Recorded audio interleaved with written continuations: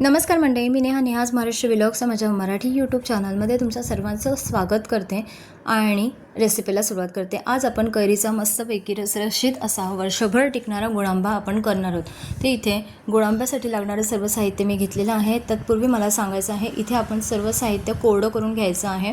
म्हणजे भले तुम्ही कैरी घ्याल, ताट घ्याल किंवा सोलवणं घ्याल, ते आपल्याला कोरडं करून घ्यायचं आहे। ते इथे सर्वप्रथम मी कैरी घेतली आहे। कैरीला आणून 2 दिवस झालेले होते घरात, त्यामुळे ही थोडीशी पिकली गेलेली आहे कैरी। आणताना मी पूर्ण कच्ची कैरी आणलेली होती।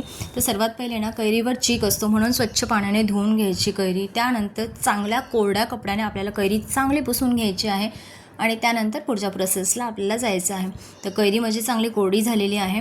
त्यानंतर आता सोलवण्याच्या सहाय्याने मी कैरी सोलवायचा प्रयत्न करते, पण काय होते माहिती आहे का, कैरी पिकलेली असल्यामुळे सोलवण्याला तेवढी धार पण नाही आहे माझ्या, त्यामुळे ना मी आता सोलवणं सोडून देते आणि चाकूच्या सहाय्याने असं साल कैरीचं काढून घेते। तर अशा प्रकारे सर्व कैरीची सालं मी काढून घेणार आहे आणि पुढच्या प्रोसेसला आपण जाऊयात। तर हे बघा, अशी सगळ्या प्रकारे कैरी झालेली आहे माझी किसून सोलून। त्यानंतर किसणीच्या सहाय्याने आपल्याला ही किसून घ्यायची आहे। मग भले तुम्ही उभी किसा किंवा आडवी किसा, तुम्ही कशीही किसली तरीही चालेल।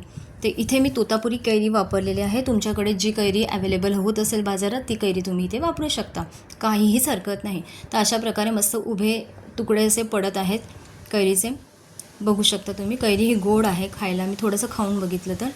आता इथे ना 2 चमचे तूप घेतलं आहे कढईमध्ये। त्याच्यामध्ये एक छोटासा दालचिनीचा तुकडा, 4-5 लवंगा घ्यायचा आहेत आपल्याला। चांगलं मिनिटभर ना कैरीचं हे जे मिश्रण आहे ते आपल्याला तुपाबरोबर परतून घ्यायचे आहे, सुरुवातीचे 4 ते 5 मिनिटं। त्यानंतर मी गॅसच्या जवळच उभी राहिली होती आणि गूळ टाकून घेतला आहे आपण याच्यामध्ये।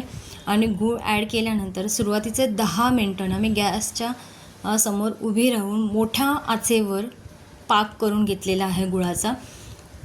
तर पहिली 10 मिनिटं मी ठेवलेली आहेत।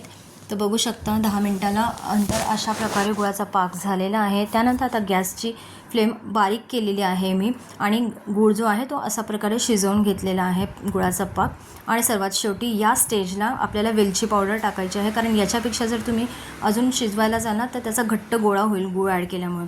तर आता गूळचा हा जो गुळांबा आहे हा पूर्णपणे थंड झालेला आहे। तर आता मी हा काचेच्या बरणीमध्ये माझ्या काढून घेत आहे। तर काचेच्या बरणीमध्ये किंवा एअरटाईट कंटेनरमध्ये तुम्ही हा गुळांबा वर्षभरासाठी झाकून ठेवू शकता। आणि हा गुळांबा चपातीबरोबर किंवा असं तोंडी लावायला खूप छान लागतो। ही रेसिपी आजची तुम्हाला कशी वाटली मला नक्की कमेंट करून सांगा। व्हिडिओ आवडल्यास लाईक, शेअर, सबस्क्राईब करा। थँक्यू।